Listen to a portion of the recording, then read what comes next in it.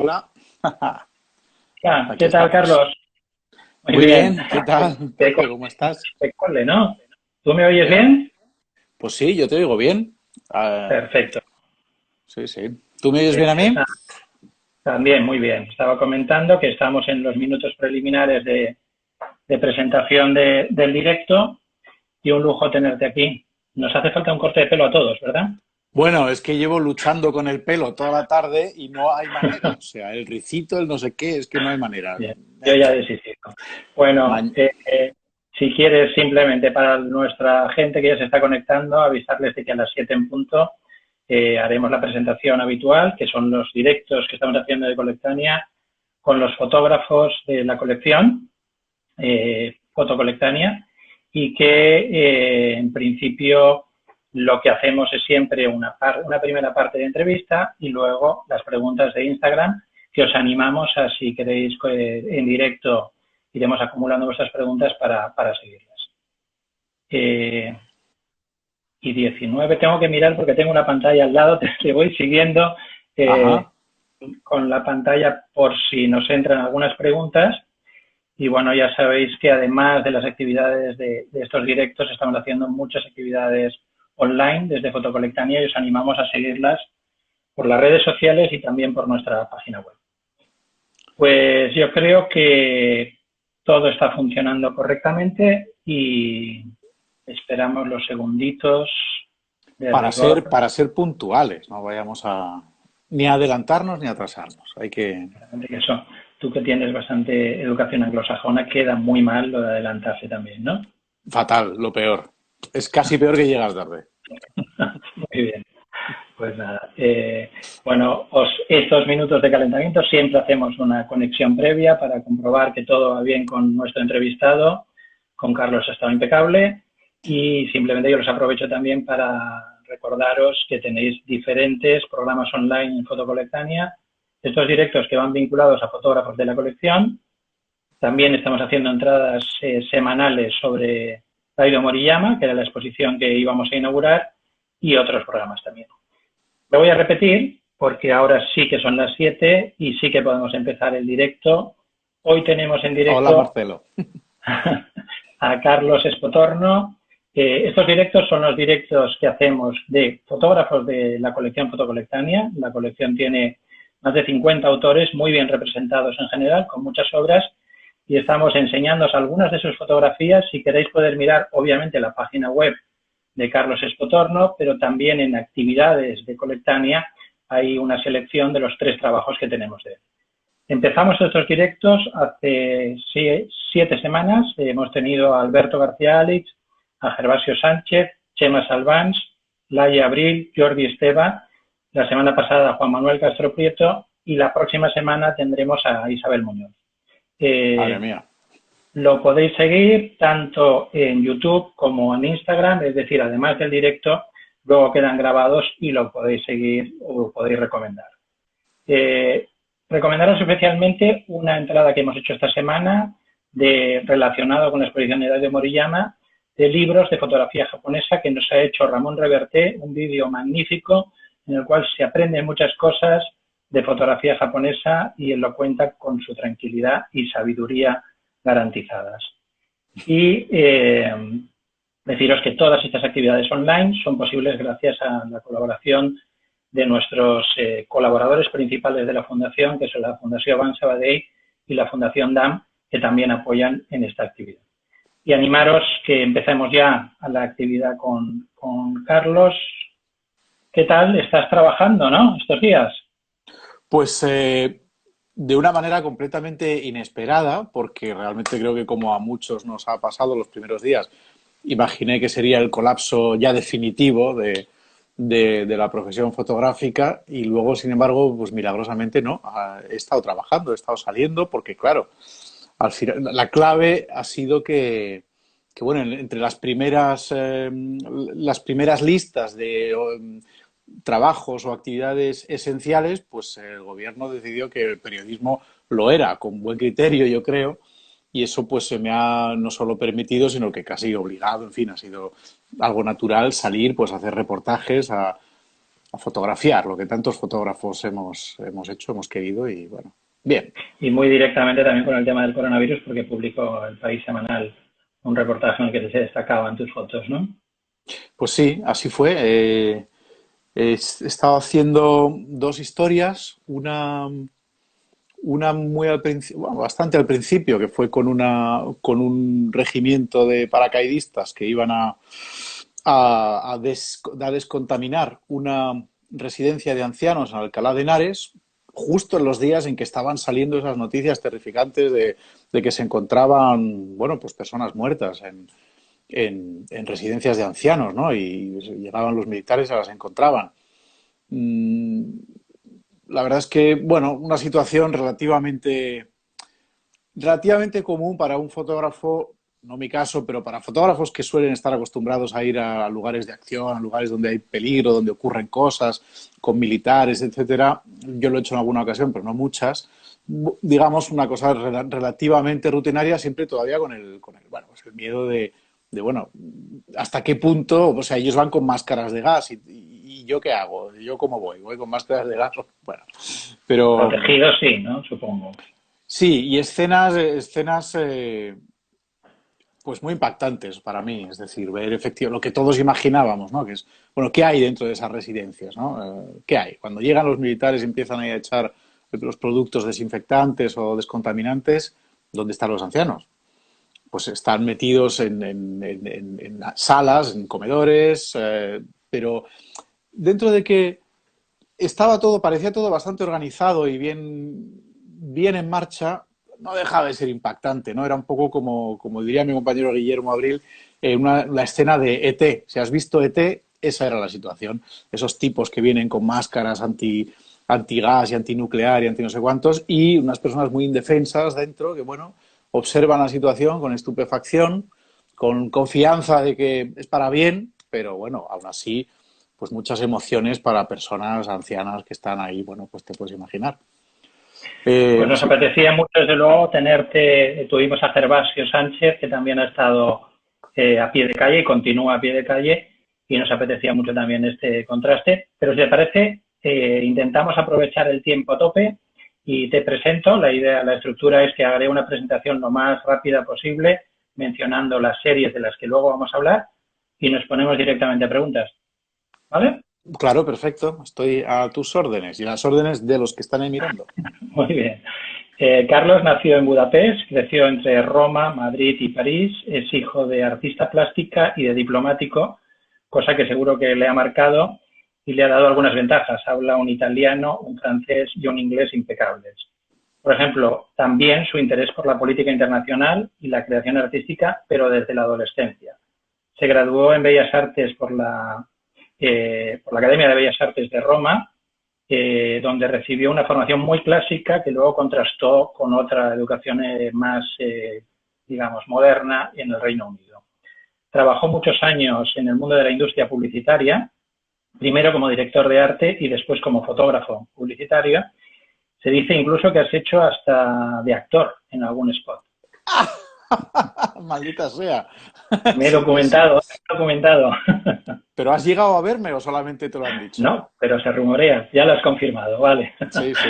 eh, Y finalmente, con 30 años, se armó de valor para dedicarse a la fotografía documental y consigue vivir de ella. No, Trabaja para diversos... documental más tarde. Con 30 empiezo con la fotografía en general. Vale, muy bien. Buen acotamiento. Trabaja para diversos medios internacionales y es asiduo colaborador del País Semanal. Ha recibido numerosos premios, el World Press Photo, en dos modalidades, en la categoría de fotografía y en la de corto documental, o el premio de la prensa europea. Sus proyectos personales se centran en temas relacionados con la economía, la política y las cuestiones sociales. Ha publicado 7 libros y entre sus trabajos más destacados, de los que vamos a intentar hablar de todos, están los siguientes. China Western fue publicado por La Fábrica en 2010 sobre la desconocida provincia de Xinjiang, trabajo que realizó en diciembre de 2006, 2007 y 2008. Muy bien. The Pigs, editado por RM y Free, obtuvo en 2013 el Kassel Photobook Award y también un premio especial de Arles de la crítica. Wealth Management está publicado por RMI Free también en 2015. Trabajó sobre el universo de los paraísos fiscales que realizó en Suiza, Luxemburgo y Londres. Y La Grieta, ¿lo tienes por ahí? Sí. Realizado junto a su compañero. Es curioso que salen invertidas las imágenes porque Sí, sí. estamos en modo autorretrato. Trabajo que realizó con Guillermo Abril, su compañero de muchos trabajos en El País Semanal. Lo editó Chalaparta en 2016 y tiene Astiberri. ediciones, Astiberri. Astiberri, perdón. Tiene ediciones francesas en Gallimard, italiana, alemana y japonesa. Fue mención especial del premio Paris Photo Aperture en 2017. En la colección de Fotocolectania tenemos 3 series, bastante una bonita selección de cada una de ellas, de China Western, de Pix y de los paraísos fiscales. Y es curioso, yo recordaba, Carlos, que aparte de que expusimos tu obra en una colectiva para nosotros muy interesante y un poco pionera, porque fue en 2014 sobre los fotolibros aquí y ahora, que estaba Cristina de Midel, Shoganova, Clademont, Salvans, Simona Rota, también presentamos La Grieta en Colectania, en la antigua sede, y yo creo que casi como primicia, casi Fue casi mundial. la primera presentación de La Grieta fue en Fotocolectania, que además fue Chema Salvans el que hizo de Exactamente. presentador, en fin, me hizo ese gran favor y con lo cual ya iba ya con buen viento, aparte de poder estar en Fotocolectania. Magnífico, pues recordarlo. Primera pregunta, disparo. Es un poquito extensa, pero vamos a ella. Como hemos comentado, tienes una trayectoria peculiar por el paso creativo desde el fotógrafo publicitario, primero creativo, luego publicitario y luego fotógrafo documental. Vamos a poner las etiquetas fáciles, llamémosle fotógrafo Sí, sí, documental. está bien.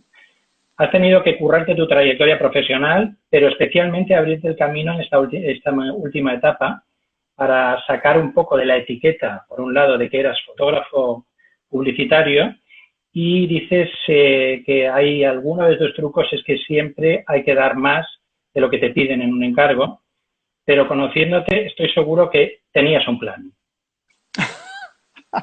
Bueno, siempre tengo algún plan. Tengo varios planes, planes a 10 años, El planes... plan para conseguir ser fotógrafo publicitario viniendo de esa trayectoria, ser fotógrafo documentalista.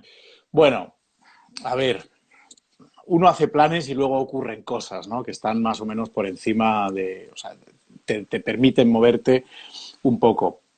Eh, lo, Vamos a ver, efectivamente, mutar de fotógrafo publicitario a fotógrafo documental, es decir, pero con el reconocimiento de la industria y sobre todo de los compañeros y del público después, pero primero de los compañeros, ¿no? De los profesionales, no fue un paso fácil porque efectivamente, bueno, cuando uno viene de la publicidad viene con muchas etiquetas que es difícil quitárselas de encima. Es verdad que yo siempre tuve la convicción de que era algo, era una mala comprensión de las cosas por parte del mundo, porque, porque no veía y sigo sin ver la incompatibilidad. Son cosas, en mi opinión, perfectamente compatibles y que además, de hecho, a mí me han dado el estar durante un tiempo en el negocio publicitario me ha dado no solo la comprensión de lo que es un sistema económico, de lo que es una industria, de cómo se comunica, de cómo se comunica de manera eficaz, cómo puedes contar las cosas que tú quieres,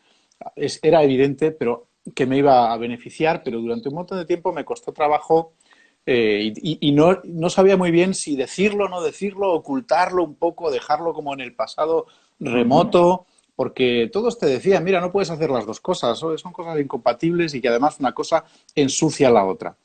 Eh, yo creo que el tiempo me ha dado la razón hasta cierto punto, en el sentido de que yo cuando he aceptado las habilidades adquiridas en el mundo de la publicidad y las he integrado en mi modus operandi como creador individual, personal, incluso periodístico, es cuando me ha ido mejor. Es decir, en el momento que he dejado de tratar de ser otras personas, he dejado de fingir, porque todo el mundo al principio, ¿no? Finges un poco, pues como dirían en Estados Unidos, fake it till you make it, ¿no? Simula que eres hasta el día que lo seas. nunca he simulado realmente, pero un poco pones la pose, ¿no? Y un día ya me dije, basta, no puedo seguir haciendo como si no hubiera hecho un anuncio en mi vida. He hecho anuncios y es más, ha sido muy beneficioso. Creo que el concepto de The Pigs, que fue un concepto, o sea, es un trabajo muy fotográfico, pero al mismo tiempo muy conceptual, es decir, al elegir el medio, el diseño, el título, en fin, hay una serie de decisiones totalmente conceptuales. Eso es un trabajo de comunicación que podemos llamar publicitaria o como quieras, como queramos llamarla, pero que incluye muchas disciplinas, entre ellas, por supuesto, el diseño, pero empezando por la conceptualización. Exactamente igual con Wealth Management y ya cuando ya llega la grieta eso está ya totalmente aceptado, que es que mis habilidades o lo que yo, mis herramientas, mis instrumentos con los que puedo tocar mi propia orquesta son varios. Tengo la fotografía, tengo la secuencia, tengo el vídeo, tengo incluso los textos en algunas ocasiones. Eh, Vamos a hablar bastante de todos, sobre todo de series concretas, pero en realidad tú ahora estás trabajando fundamentalmente para la prensa, ¿no? Para los medios de comunicación y también con tus trabajos personales. Si sí. algún día soñases que pudieses vivir de esos trabajos personales, ¿te dedicarías solo a ellos? Ya sé que ahora, hoy día es imposible. Sí, evidentemente. Es lo único que haría porque, bueno, porque los trabajos, vamos a ver, los trabajos hechos por encargo tienen ventajas, que es que te llevan a lugares donde tú no irías. Haces cosas que a ti no se te ocurren, no se me pasa. No sé, que quizá no se me hubiera pasado por la cabeza o no de la manera que luego se ejecutó. Hacer reportajes como los que son la materia prima de la grieta, pues ya no se me hubiera pasado por la cabeza ir a un barco militar o ir a hacer una serie de cosas que, bueno, al ver que lo hacían ya los fotógrafos de prensa habitual, pues no veo yo interés o ni incluso posibilidad de hacer, ¿no? Hacer esas cosas. Eh, pero entonces sí que tiene alguna ventaja trabajar en una estructura porque vas a donde no se te hubiera ocurrido y eso te abre puertas, pero puertas mentales sobre todo, para hacer cosas que no habías pensado.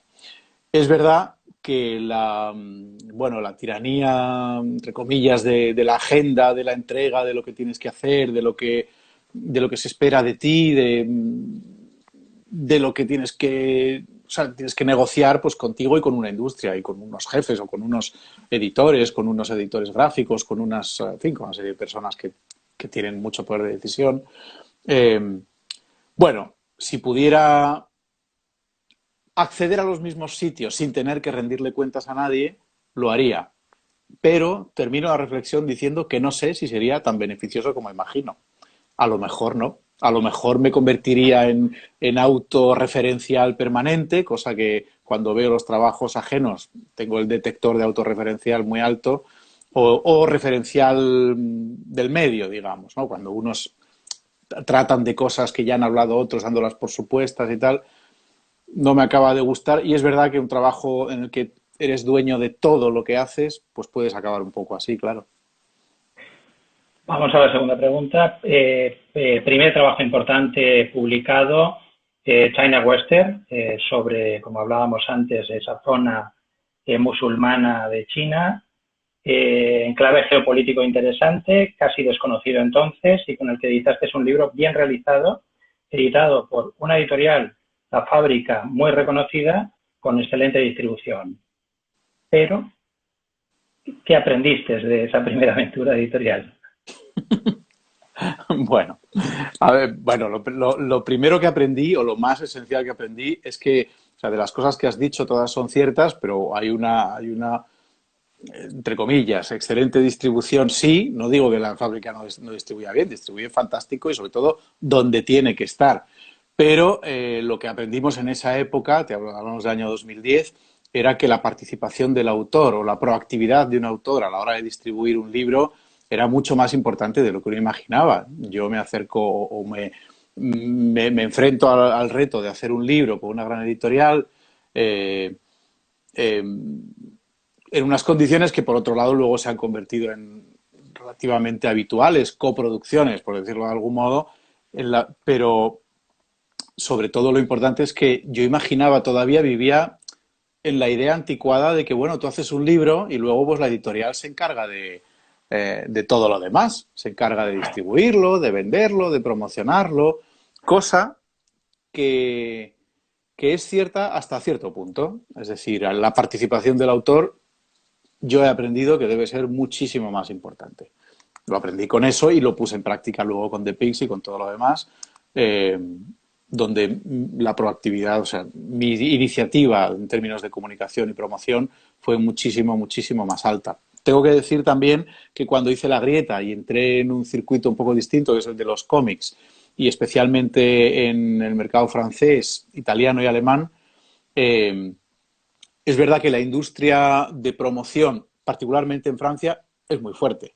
O sea, realmente la editorial Gallimard, que es un monstruo editorial, es que no es una editorial, o sea, tiene como secciones pequeñas o sí, como especiales, ¿no? Pero es un monstruo enorme editorial y tiene una potencia de promoción que, hombre, tampoco el autor puede, yo no puedo acceder a ir a canales de televisión. Gallimard sí puede conseguir eso y lo consigue, de hecho.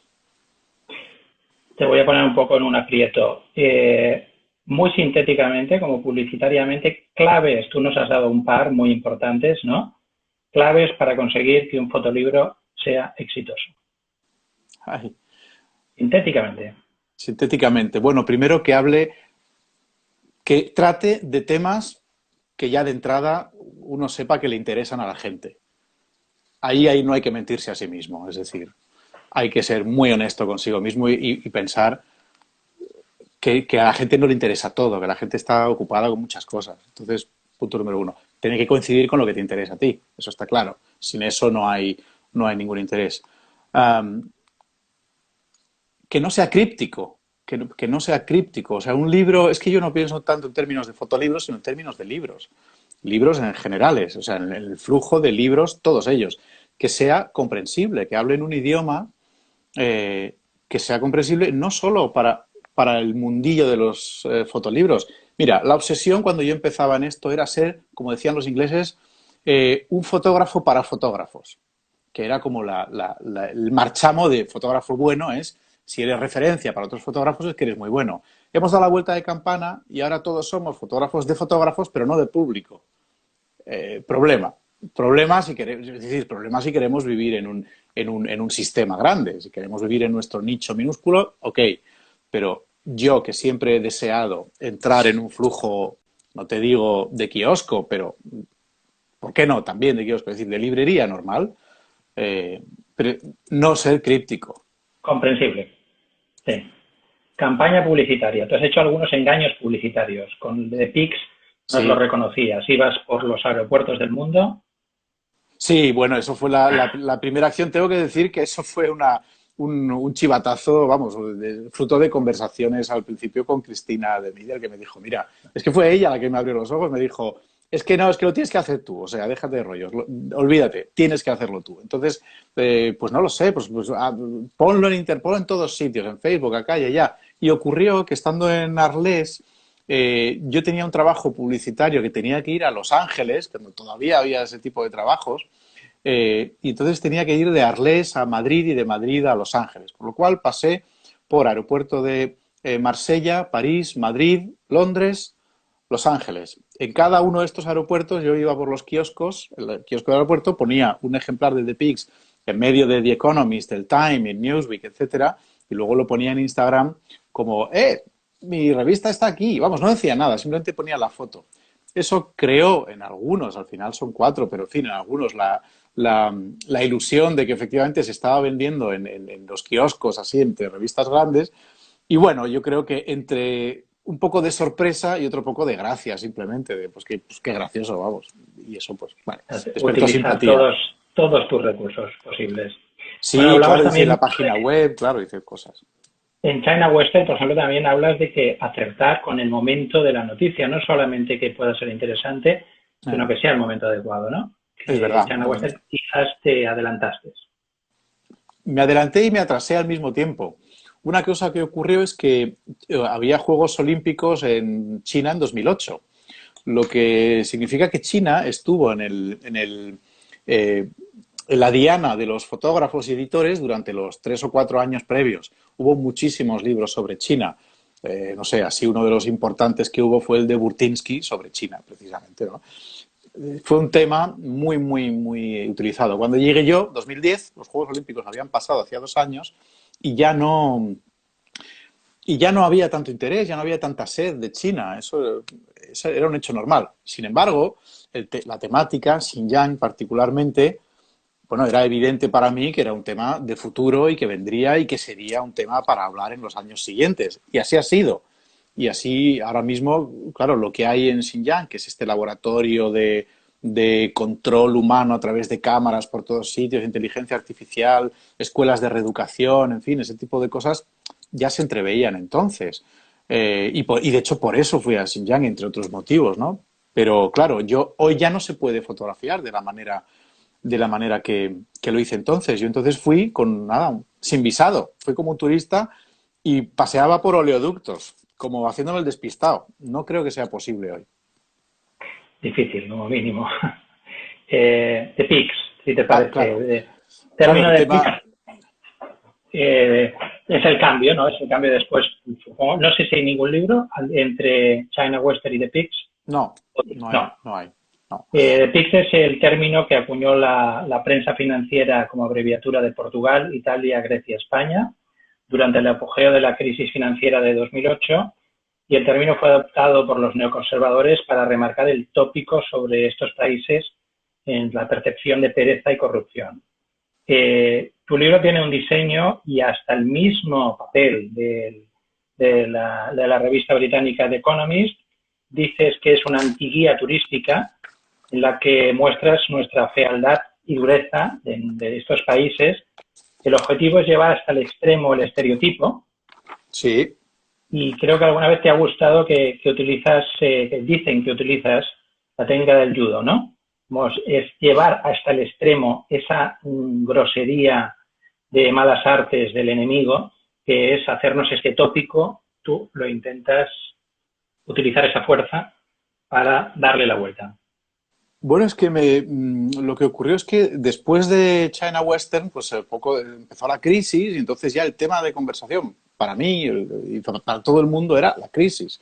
Y la crisis y el euro se acaba y Grecia, el Grexit, que se va a ir Grecia y después se irá a España y la Troika y los controles de los alemanes, de los hombres de negro que venían a vernos y a no vernos.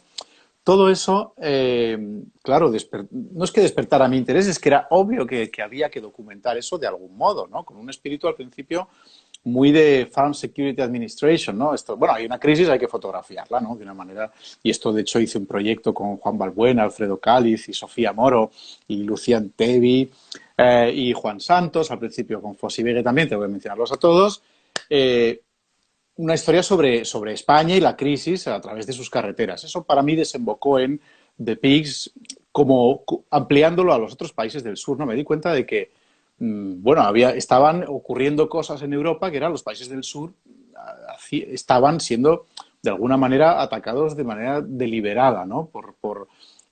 Yo lo veía en The Economist, es que una de cada 5 portadas era el vaticinio del final del euro, y eso, bueno, no es casualidad, ni sale gratis. Tú cuando desde The Economist apoyas una cierta idea, esa idea se acaba cumpliendo. Pero bueno, de una manera rara, porque al final han sido ellos los que se han acabado yendo, pero bueno, y el euro no ha desaparecido, pero total, pero yo quería hablar de ello, pero no quería hacerlo victimista, ni decir, bueno, no, en realidad somos mucho mejores de lo que dicen, no somos lo que dicen. Entonces pensé, bueno, ¿por qué no lo hacemos de otro modo? Exactamente al estilo del judoka, ¿no? Ok, lo que dicen es cierto. Es más, soy el primero que lo sufre. Vivo en un país donde la corrupción es evidente, todo el mundo la conoce, los excesos urbanísticos, inmobiliarios son bueno, tan evidentes que no se puede ya ni mencionar, en fin, todo ese tipo de cosas las conocemos los que vivimos aquí mejor que nadie. Entonces, pongámoslo todo junto y por su propia evidencia, el lector pues quizá dirá, hombre, pero no es para tanto, esto no es lo único que hay, yo he visto otras cosas. Este fue el mecanismo que yo encontré para hablar del tema sin blanquear una realidad que es y tampoco sin ser ofensivo ni hacer sangre de algo que bueno, es, pero que bueno, que también se tiene que estudiar en su dimensión. Y el libro un auténtico éxito, especialmente te sitúa con premios muy importantes en ese panorama del fotolibro internacional y desde luego tienes que hacer muchos bolos para promocionarlo. Otra pregunta al hilo un poco del papel que juegas tú cuando publicas un fotolibro. Yo creo que me parece que estás en una generación entre los fotógrafos que les ha costado muchísimo publicar en España, Cristóbal Lara, otros fotógrafos, y la generación de ese fotolibro tan emergente, quizás un poco más jóvenes que tú. De aquella generación, para mí, de más mayores, pecan de un auténtico exceso obsesivo de control, de que quieren hacer exactamente el libro como ellos han planteado, y no hay mucha colaboración. En cambio, a veces salen auténticas genialidades, y la nueva generación me parece que pecan de una colaboración que me parece que es más positiva, de editar un libro. Tú cuando, por ejemplo, planteas PICs, ¿ya lo das todo hecho? ¿Le das algún margen a los colaboradores o editores? Pues la verdad es que muy poco, tengo que decirlo. Bueno, Esa es la realidad, porque estoy entre las dos generaciones, por lo tanto, tengo algo de la anterior y pues seguramente es eso. Algo de margen, porque sí que estuvimos con Juan Balbuena y Ramón Reverté haciendo una secuencia de fotos, pero bueno, yo había una serie de normas que para mí eran absolutamente impepinables, ¿no? Pues tenían que ir en orden, una de Portugal, una de Italia, una de Grecia y una de España. Y luego una de Portugal y una de Grecia. Ese orden, por ejemplo, yo recuerdo que lo debatíamos en un momento y decían, pero bueno, ¿y a ti qué te importa? Yo, pues es que lo he pensado así y creo que es un orden oculto que a mí me gusta y que quiero tener, porque eso para mí enseña y presenta que son culturas cercanas y similares y confundibles entre sí. Por eso tiene un valor. Bueno, a donde voy es que sí, yo he pecado un poco de eso con The Pix y con los demás también, mucho, pero yo creo que tengo una cierta excusa, que es que yo he pasado 6 años diseñando folletos y anuncios. Yo sé diseñar. No soy el mejor diseñador del mundo, pero sé diseñar. Y entonces, eso sí. pero en el mundo de la publicidad también se trabaja bastante en equipo, ¿no? Ahora más, antes no tanto. Antes era mucho, pero como era el mundo antes, era un mundo mucho más personalista, de mucho más ego, donde las pelotas de uno era lo que más valía y la imposición de lo que tú, o sea, tu carácter impositivo puntuaba al alza en los años 90. Eso ahora puntúa muy, muy a la baja, ¿no? Es una cosa, eh, o sea, el trabajar por consenso hoy en día es la norma, sobre todo entre la gente más joven. Cuando yo trabajaba en publicidad, pedir la opinión era muestra de debilidad y debilidad en ese mundo es como sangre para tiburones. Si te parece, Carlos, vamos a intentar acelerar un poco para dejar espacio a las preguntas finales, pero nos quedan dos bloques que podemos eh, tomar con calma. Uno es la grieta, es un producto de media, es la consecuencia de más de media docena de reportajes de Guillermo Abril. Guillermo Abril es redactor del País Semanal y ha trabajado mucho con Carlos a través de prácticamente todas las fronteras europeas, desde África hasta el Ártico, que hiciste entre 2014 y 2016. Yo creo que en tu campaña publicitaria dices que está a medio camino entre un libro de fotos y una novela gráfica y el resultado final no es una historia basada en hechos reales. Estos son hechos reales. ¿Por qué este cambio de registro? Bueno, eso es profundo, pero rápido. Tengo junto a Guillermo Abril un capital, por así entendernos, fotográfico y de historias y de cosas que contar muy alto y que sin embargo está muriéndose en un cajón porque ya ha sido publicado en el País Semanal, ya ha sido publicado en su circuito habitual y ahora tengo pues un capital muerto de 25.000 fotos, pero no solo de fotos, sino de historias que contar. Y me digo, esto realmente debe convertirse en algo más que una colección que una revista, que un artículo de una revista. Entonces, planteo hacer un libro, pido una de las becas de la Fundación BBVA para hacer un libro, me la otorgan y, bueno, la idea es hacer un libro que, para los que no lo conozcan o estén viendo, tiene aspecto de cómic. ¿Por qué? Pues porque considero que esta historia es tan importante para Europa. Ya no se trata de que me vaya bien a mí, de que yo tenga un libro que tenga éxito o no tenga éxito, que gane un premio o no, sino que considero profundamente, internamente, que es un tema que necesita ser hablado en Europa, muy seriamente. No me he equivocado porque seguimos hablando de ello y lo que nos queda. Creo que, de hecho, el público estaba perfectamente listo y preparado para una historia como esta, porque era el tema de conversación permanente y sigue siéndolo de algún modo. Ha sido ahora contaminado por otras cosas, nunca mejor dicho. Pero, es decir, en breve, para hacerlo accesible, cómic es un formato que la gente lee. La gente sí compra cómics, compra pocos fotolibros, pero compra muchos cómics. Los que hacen cómics se quejan de que se compran pocos cómics, pero comparados con los fotolibros son muchísimos más. La prueba, en casi cualquier ciudad española que tenga 30 o 40 mil habitantes, es decir, un pueblo grande, una ciudad pequeña, hay una tienda de cómics por lo menos. La otra prueba, ¿qué tirada tuvo La Grieta en la edición española? La Grieta tuvo 6.000 ejemplares, o sea, 3.000 en una primera edición, que en 15 días se hizo la segunda con otros 3.000. Difícil Sí. en el mundo del libro de fotografía. Muy difícil, muy difícil. Es verdad que, hombre, también era un poco sorpresivo el método, ¿no? Utilizar fotos y tratadas así, pero el método que lo considero el resultado de la resolución de un problema. Es decir, tengo un material, tengo un fin, que es contar una historia a un público amplio.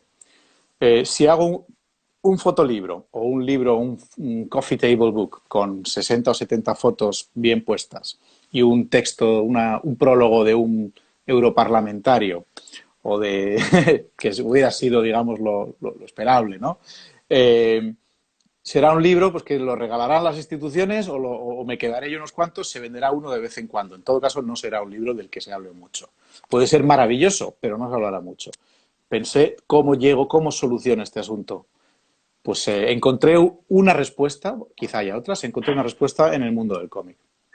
Y de nuevo, el rol que tienes que jugar un poco con Guillermo, ¿no? Que sois, bueno, que habéis viajado todos estos reportajes, muchísimos meses, muchísimas historias, planteadas inicialmente para publicar en el País Semanal y ahora los reconvertís.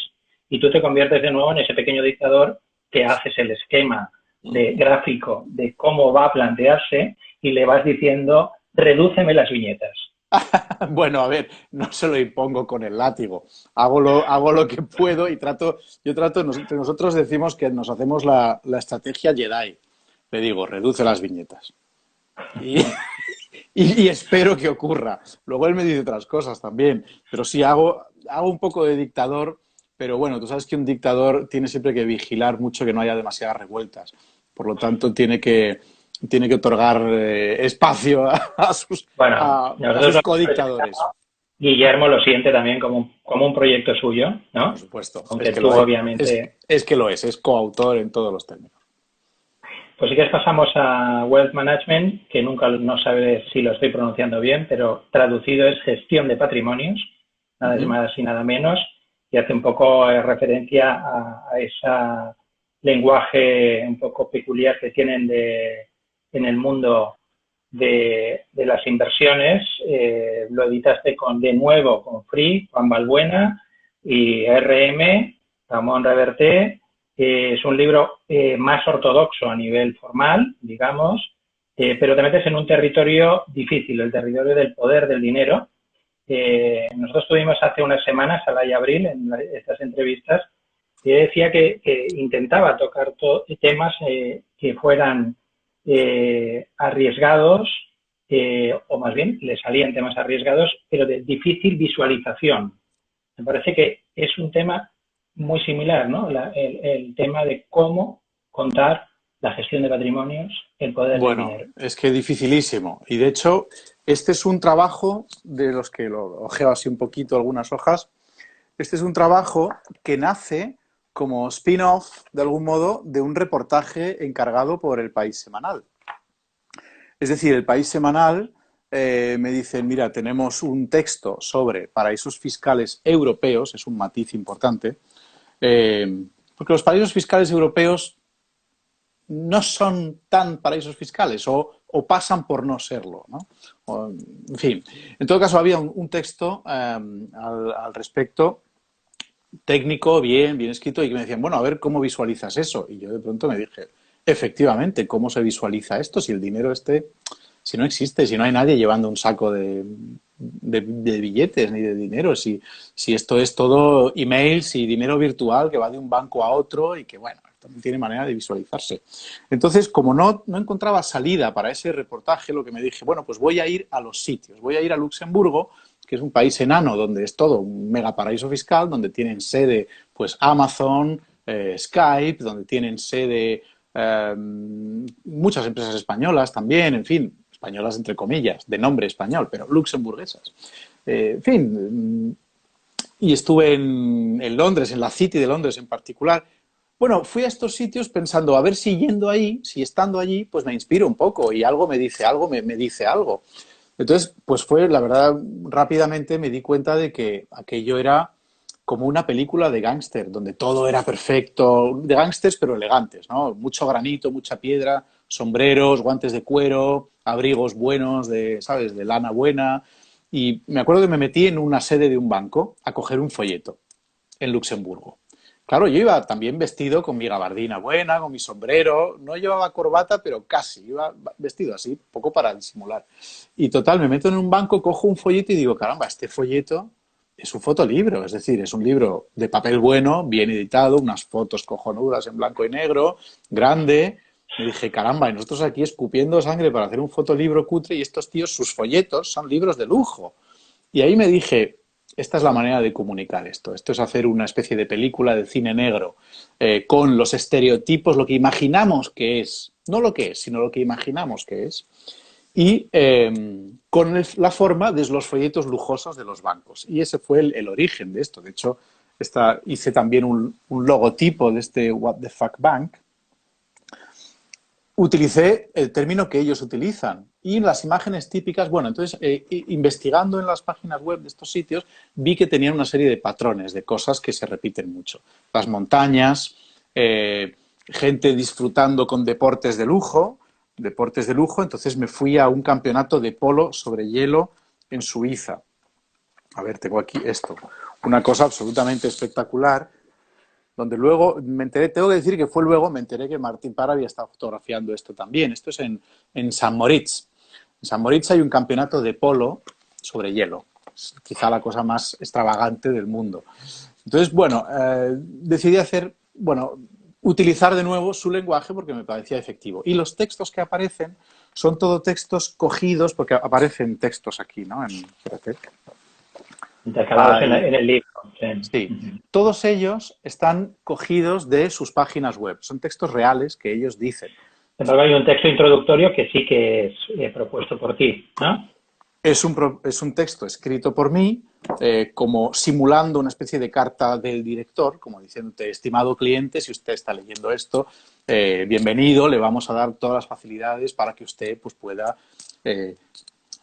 evadir impuestos, pero no escrito así, sino escrito con los términos que utilizan estos bancos, que están todo el rato diciéndote claves de cómo vas a evadir impuestos, pero en unos términos medio técnicos, medio finos y elegantes para que todo parece fantástico. Y no parece absolutamente impecable, pero todo consiste en usted no va a pagar impuestos. Y le vamos a decir cómo.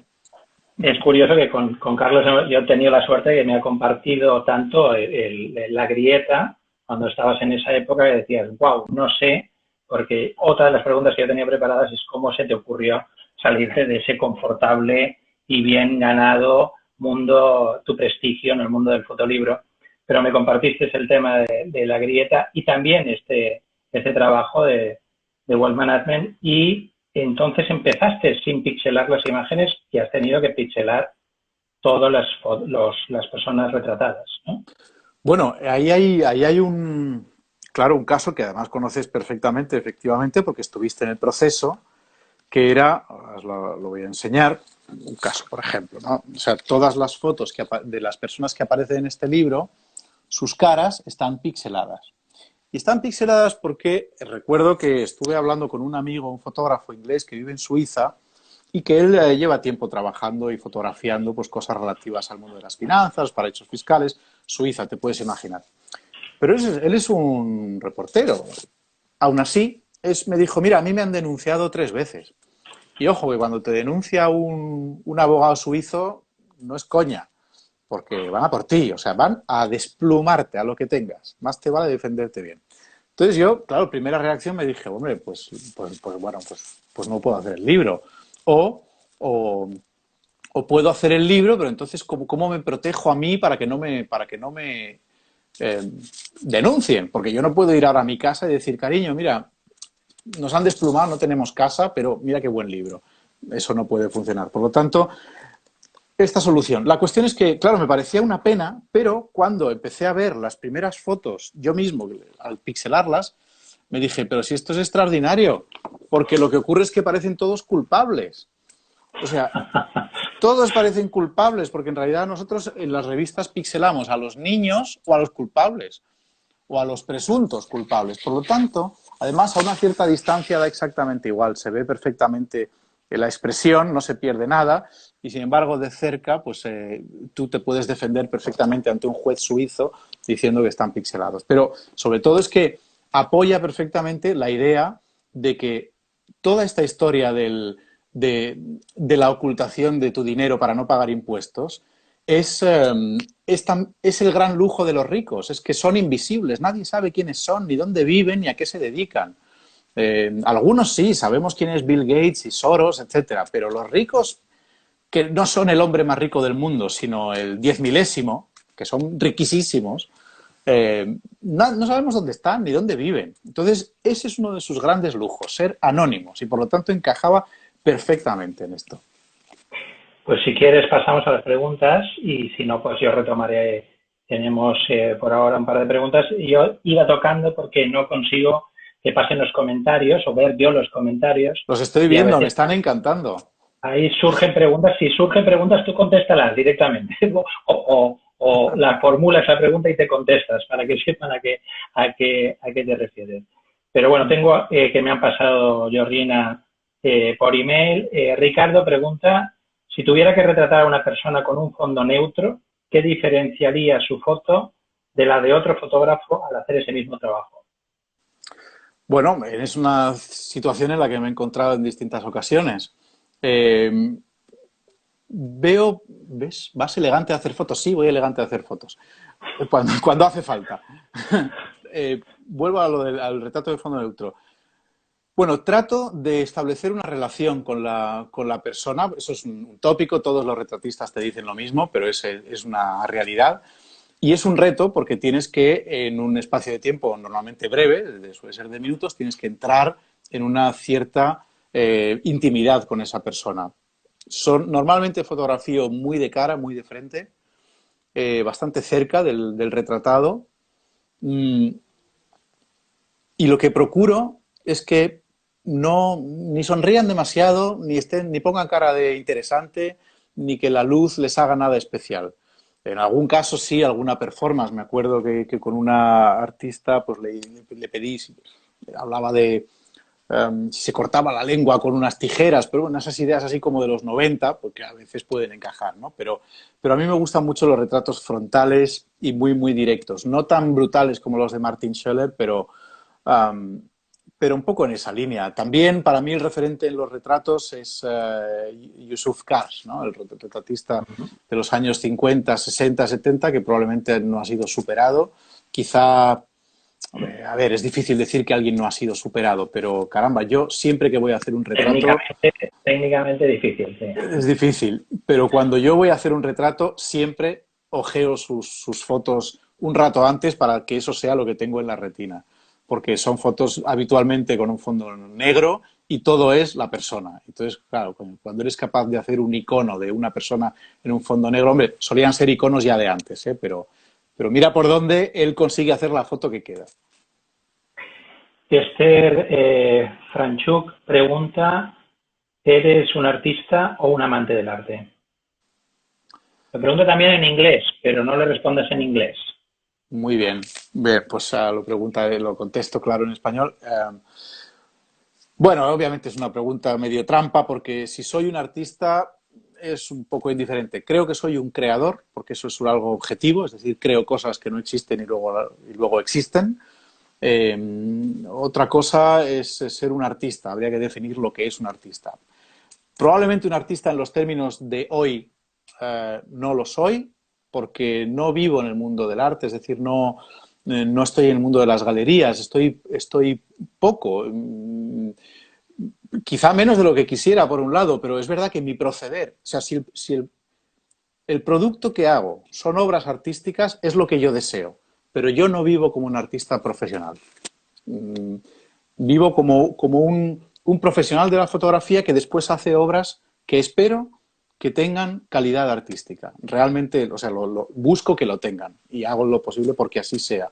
Pero no soy, porque lo veo a mi alrededor, hay fotógrafos que están mucho más integrados en un proceso artístico profesional. Hoy en día ya no se es. Oye, yo estudié Bellas Artes en una época que se hacía mucho carboncillo. Hoy en día me dice Marcelo Brodsky que el mundo del arte es mi mundo. Quizá, pero no lo saben. Yo lo sé, pero ellos no lo saben. Veremos, puede ser, hablaremos. Mr. Pix pregunta, ¿crees que las fotos que has tomado de la situación actual podrían encajar en un proyecto con un formato parecido a La Grieta? The Pix con un formato parecido a La Grieta. Buenísima pregunta. Sí y no. Es No, decir, más bien las que has tomado actualmente, en la situación actual. ¿Crees que las fotos que has tomado en situación actual podrían encajar en un proyecto parecido a La Grieta? sí, Lo que estaba seguramente. hace Sí, estos sí, días. sí, sí, las que he hecho estos días de reporterismo puro encajarán perfectamente en un proyecto como La Grieta y es probable que ocurra. No te sé decir cuándo exactamente, pero sí, hombre, en mi mente eso ha estado presente porque al igual que La Grieta o al igual que los años, el año 2015 que hubo la llamada crisis de los refugiados y fue un punto de inflexión para Europa, el COVID es un punto de inflexión para el mundo. Por lo tanto, yo todavía quiero observar cómo se desarrolla y dónde nos lleva, pero no hay duda de que habrá que hacer un libro al respecto, claro. De hecho, La Grieta tiene también otros, digamos, hijos, como lo que publicaste sobre Palmira, ¿no? Que no es exactamente un libro, sino un reportaje muy amplio. Sí, Y otros, este formato lo has repetido de alguna forma. sí, lo he repetido en otras ocasiones, no muchas porque no es fácil realmente, es una cosa que requiere muchos astros tienen que alinearse para que ocurra, pero sí, los más notables han sido una historia sobre lanzamientos de cohetes con satélites en la base de la Agencia Espacial Europea en Kourou, Guayana Francesa, en Sudamérica, y eso fue una historia de 13 o 14 páginas para el País Semanal con Guillermo. Y luego el más relevante ha sido Palmira, hecho en colaboración con Süddeutsche Zeitung Magazine y El País Semanal, una historia de 25 páginas, donde Guillermo y yo nos fuimos a Palmira, esta ciudad romana, en medio del desierto sirio, en los días en que los sirios, bueno, anunciaban oficialmente que la guerra había terminado, pero no había terminado, porque no ha terminado aún. Están rusos por todos sitios, hay yihadistas por todos lados también. Es verdad que nuestro recorrido era bastante seguro, dentro de que nunca sabes si estás seguro del todo, ¿no? Pero bueno, era razonablemente seguro. Pero una anécdota de esa historia es que decidimos ir a Palmira, a Siria, queríamos ir porque vimos que en Fitur, que es la feria de turismo que se produce en Madrid y que es una de las grandes ferias de turismo más importantes del mundo, de pronto, después de 7 años, apareció un stand de Siria diciendo: estamos disponibles para que vengan turistas de nuevo. Y claro, tú en las noticias estabas viendo que iban pegando cañonazos y matándose todos los días y un stand en Fitur animando a la gente a ir a Siria. Así que llamamos a la embajada y dijimos: ¿pero estáis de coña o es en serio? ¿Podemos ir a Siria? Pues si podemos ir, vamos, ¿no? Y así fue, conseguimos un visado en un tiempo express y con un tema que a ellos, por supuesto, les interesaba, ¿no? Al gobierno, que es Palmira, porque es la joya de la corona del turismo sirio, por supuesto. Ahora preguntaban si La Grieta tiene publicado en otros idiomas. Hemos comentado la edición de Gallimard, muy Eh, importante, alemana, italiana y japonesa, ¿no? así es, y con la peculiaridad, porque alguien no se da cuenta, que no está en inglés. No está en inglés porque, bueno, claro, es un libro que habla de la Unión Europea, es un libro que habla de los temas del continente europeo y yo creo que los ingleses, metidos en su laberinto de si están o no están, ¿no? Porque aquí hay un mapa de Unión Europea o no Unión Europea. Claro, el Reino Unido, después del después del referéndum, pues han estado en el limbo y siguen estando en el limbo y van a estar en el limbo bastante tiempo. Yo creo que están metidos en su mundo. Entonces, el hecho de que no esté publicado en inglés creo que refleja bastante precisamente la realidad europea No y se te también la nota nada, distancia.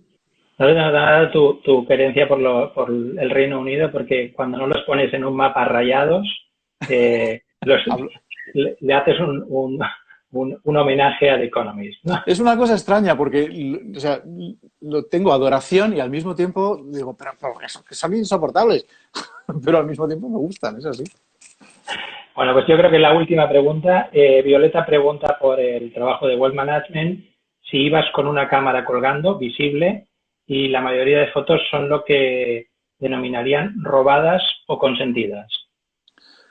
Pues iba con una cámara colgando, perfectamente visible, en algunas ocasiones incluso acreditado como fotógrafo de prensa para alguna revista, pues algún editor amigo me acreditó.